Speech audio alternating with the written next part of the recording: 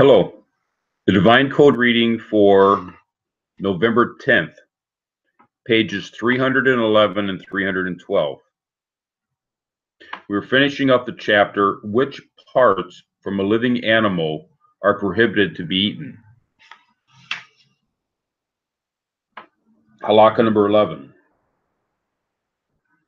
Horns, hoofs, claws of animals or birds, even just the insides of these parts, which are soft, and placenta, are not considered as meat.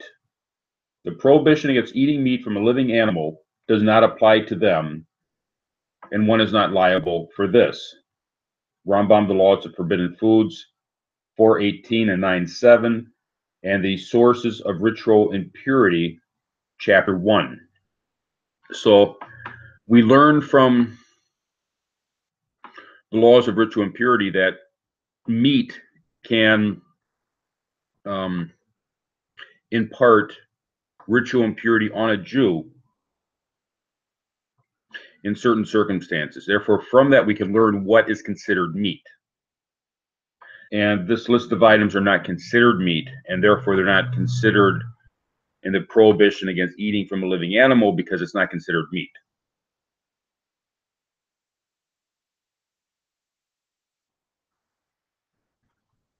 When is a placenta forbidden to be eaten? So sometimes the placenta sometimes would be forbidden, sometimes would not be forbidden.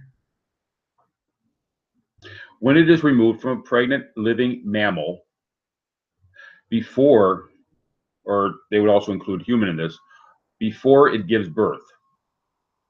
After the mother gives birth, by contrast, the placenta in which the fetus was carried and which is afterwards naturally expelled is permitted to be eaten by Gentiles.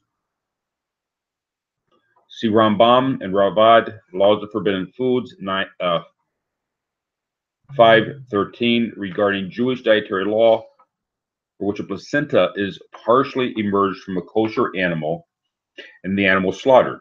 However, it seems that for Gentiles, anything, including a placenta that is expelled naturally from the body of an animal, is considered to be waste product and not meat, and is not restricted by the rules of Abram and Mackay. So while the animal is pregnant, the placenta would be considered part of the animal. Once the baby animal is born, the placenta is now considered waste product, even if it's still within the animal. So it would be possible to detach the placenta at that point and use that for food. It would be permitted.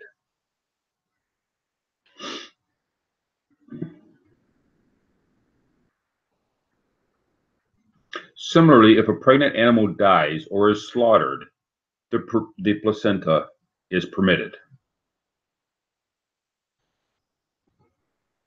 because at that point the placenta is considered part of the animal, and like anything else that's part of the animal would be permitted once the animal is killed. If any part of an animal that is not considered to be edible meat, such as the horns, hoofs, thick skin, bones, sinews, placenta, toenails, and even the nails of a bird,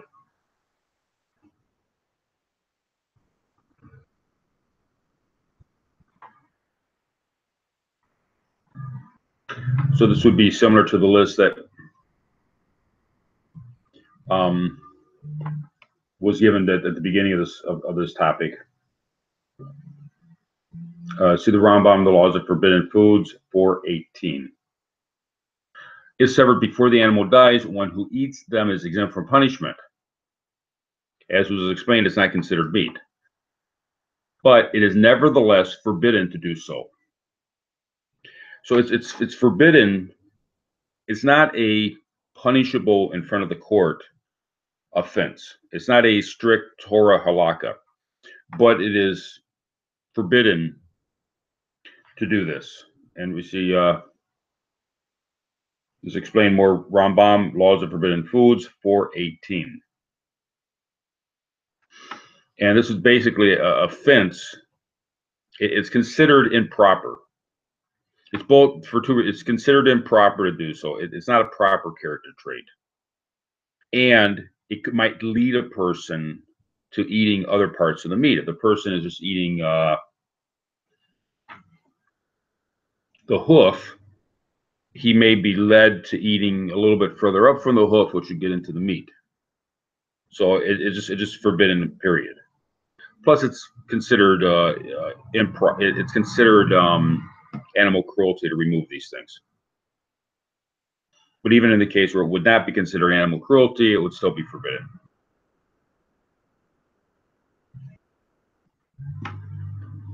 Topic number 12. An extra limb or organ, such as an extra finger or an extra lobe of the liver or lung. So this is like a birth defect, and there's an extra something or other.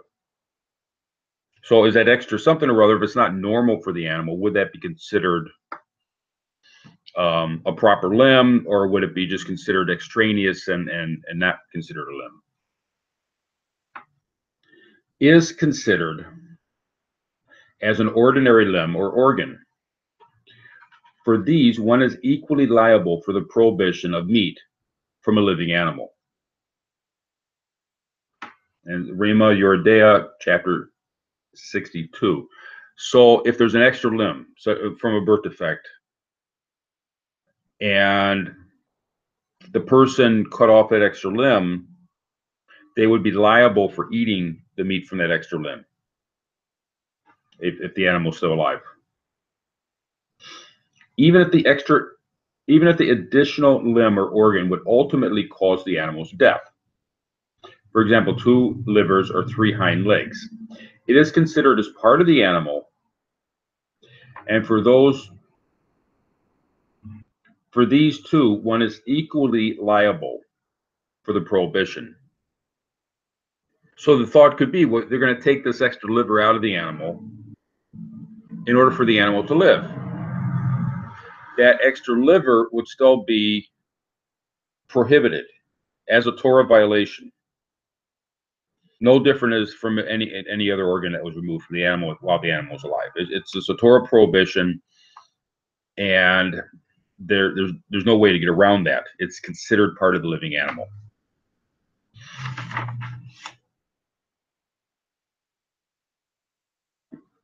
The beginning of chapter number 3. The prohibition of separating meat from an animal that is living or in the process of dying, and restrictions on consuming such meat after the animal's death. So before it was talking about which items are the Torah prohibitions. These are fences, but they're very serious fences. They're things that were put in place because it's considered very much improper to remove meat and very much improper to even to separate the meat without eating it, and definitely to eat the meat even after the animal's death. These are fences. They're for the sake of character traits. They're for the sake of proper behavior. They're for the sake of not leading a person to doing the actual Torah prohibition. There's many different reasons for this.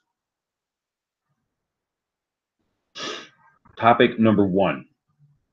From the verse Genesis 9:4. From flesh with its soul, its blood, you shall not eat. The meaning of with soul, its blood, is that its soul is invested in the blood. Thus, God commanded Noah in the prohibition of Abraham and Achai applies to eating the flesh while the animal's soul is in the blood.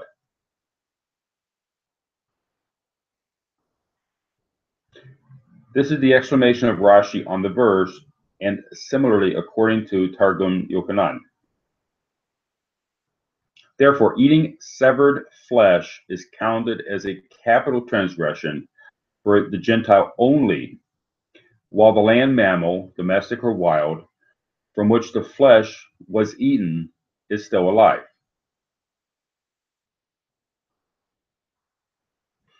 And here it's talking the Torah prohibition. Now, the bird is there is some question about flesh from a living bird, even though it's considered by the majority, it's considered part of the Torah prohibition, but because there's a question about the bird, therefore it would not be a capital offense in a court, even though it's understood by the majority to be prohibited. The capital offense would just be for a land or for a land mammal, whether domestic or wild mammal. Okay, so that's the Torah prohibition. Defense, nevertheless, the sages decreed that the severed meat itself becomes forbidden forever, and no one, even one who did not cut off the meat from the animal, may eat from it, despite the fact that the animal from which the meat was taken has already died. The sages made this decree so an individual would have no personal benefit or financial gain from cutting off flesh from a living animal. This provides a safeguard against nearly or accidentally transgressing the capital sin of eating Aver Mimikai during the life of the animal. So it also safeguards against inflicting unnecessary suffering on living creatures. So we're not allowed to cause animals to suffer needlessly. So to take the limb off the living animal while it's alive would be suffering for the animal. But also it might create, part of that is it would create a financial incentive. The person might have a slaughterhouse where he's cutting up the animal while the animal's still alive because it's less expensive to do that, or for whatever reason he's doing it that way. He has a financial incentive to do this because he's going to be able to sell the animal. But if he's told he can't sell the animal is prohibited even after it dies. If the flesh was taken off the animal, that flesh is prohibited forever. Then the financial incentive is not to take the flesh off before the animal dies. So it forces people in a situation of keeping the animal whole until it's slaughtered properly, and then it can be cut up for consumption, to do things properly. And it's just, so the sages made this Torah prohibition to prevent people from doing this unseemly act. Once flesh, a limb, or an organ becomes considered meat from a living animal, or a limb from a living animal, it can never be removed from the category. See Tractate Kulin 121b. So that's just this is from the sages, so it's very serious. It's from the time of the Talmud. The sages said we're not. It's just a decree, and it's not like a rabbinic fence. It's easy to get around, but this is a very serious